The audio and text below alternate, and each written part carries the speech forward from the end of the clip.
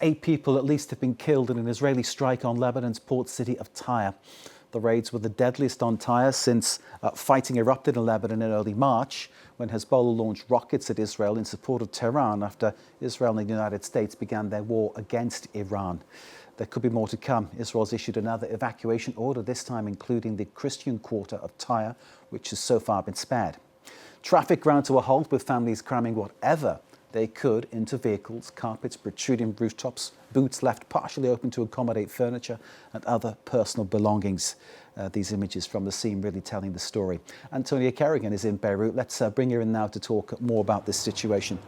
Antonia, great to see you. You've been travelling around the south of Beirut, south of the country. Tell us how people are living through this. We've seen the images of people fleeing Tyre, for instance. I imagine there is more of that going on around the area.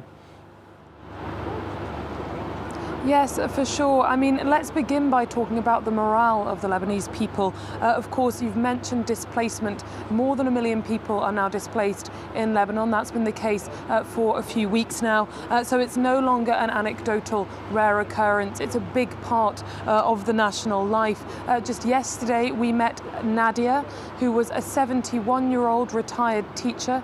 She is displaced from her home in Tyre. It's the second time she's lost her home in wars with Israel. She lost her home in 2006 as well, when she also lost close relatives. Furthermore, now she is living sleeping on a couple of sheets of layered cardboard on a roadside in Beirut. No idea when her life will be able to return to something, when and if her life will ever be able to return to something like normal. And even for those who aren't displaced here, families are following the news 24/7. This morning I met a mother and a daughter. The mother had remained in her village in the besieged south until just 2 weeks ago, and for the weeks that preceded that, her daughter was staying with relatives in the capital. Her daughter, 11 years old, was constantly on WhatsApp groups watching every strike, hoping to be reassured that her mother was safe, frequently phoning her mother in tears for fear that she might have lost her. There is this constant anxiety, and that's the case for many people, be it for their homes that they've left behind. A lot of anxiety, a lot of people talking about wondering and hoping if their homes are still standing, asking NGOs if they can check when they're next there. And then, of course, there is the grief. It's omnipresent. A huge number of people have lost people in this war. The Lebanese people are exhausted.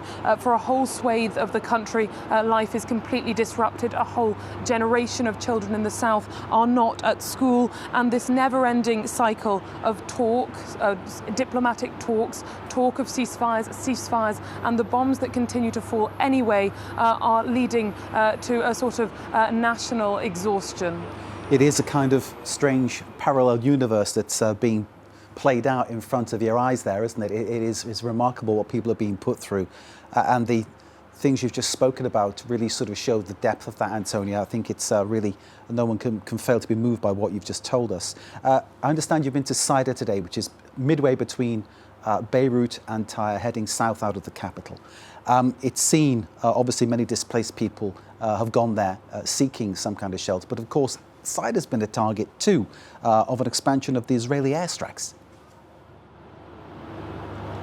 Yes, well, Sidon is nevertheless the best hope of safety for a lot of people. For instance, from Tyre, it's 60,000 internally displaced people have gone there in the hopes of finding some sort of refuge. As villages in the south have emptied out, though, all of the local municipal facilities that have been laid on to welcome them and to house them are full. The 25 different centres have closed their doors to new arrivals. And so what we saw was the whole waterfront lined with parked cars, with cardboard over the windscreens, and sometimes whole families, children, their parents and members and elderly people sleeping in their cars, in some cases for weeks and even months. And of course, new arrivals today amid the expanded offensive on Tyre.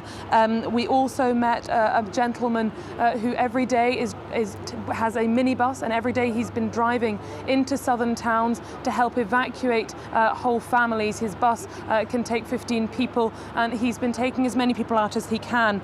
He didn't go today as he deemed it too dangerous. It's not the first time he hasn't gone. He said he doesn't know if he'll go tomorrow, but certainly he is one of those people, one of those many people who are also feeling an escalation in the strikes in the south. Antonia, Sunday's airstrikes on Beirut, we could talk more about that, but time against us, I'm afraid. Antonia Kerrigan joining us from Lebanon. Thank you very much indeed.